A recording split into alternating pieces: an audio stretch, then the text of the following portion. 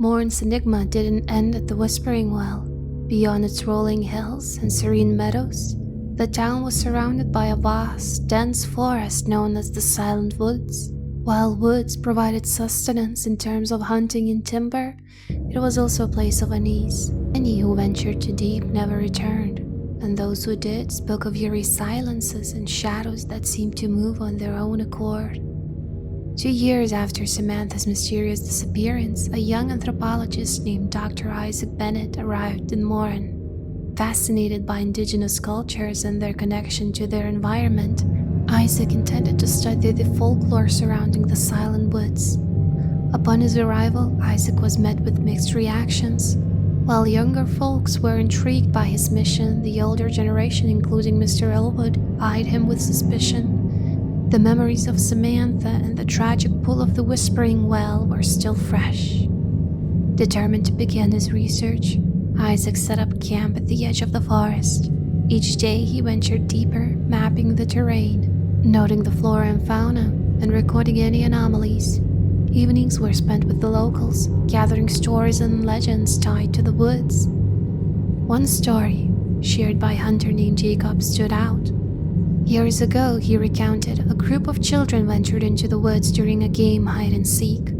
As the sun set, one by one, they returned, all but one, a young girl named Clara.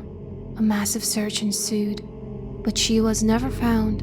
However, on moonlight nights, her giggles could be heard echoing through the trees, and shadowy figures were seen, flitting between the trunks. Intrigued, Isaac decided to spend the night deep within the woods. Armed with his recording equipment, he chose a clearing bathed in moonlight. Hours passed in silence, but as midnight approached, Isaac felt a change. The air grew colder, and a dense fog rolled in, obscuring his vision. Then, faintly at first, he heard it, a child's giggle, whirling around. He tried to locate the source, but the fog was too thick. Switching on his flashlight, he caught a fleeting glimpse of shadows, darting just beyond the beam's reach. Panic began to set in as Isaac felt an unseen presence circling him, the giggles growing louder. Mustering the courage, he called out, "Clara, is that you?" The woods fell silent. Moments that felt like eternity passed before a soft voice replied, "Do you want to play hide and seek?" Knowing the legends, Isaac responded, "I've come to help you, Clara. Let me take you home." Suddenly, the fog began to lift, revealing a small figure standing a few feet away, dressed in tattered dress, with long, unkempt hair covering her face. The apparition of Clara beckoned Isaac to follow. Guided by the spirit, Isaac arrived at an old forgotten shrine deep within the forest. Clara's voice, now filled with sadness, whispered, "Help them remember me."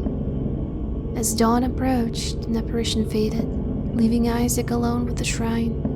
Determined to honor Clara's memory, he returned to Morin and shared his experience.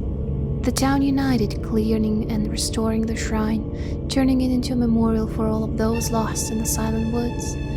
Every year, on the anniversary of Clara's disappearance, the townsfolk would gather there, lighting candles and singing lullabies, ensuring that her memory and the mysteries of the woods lived on.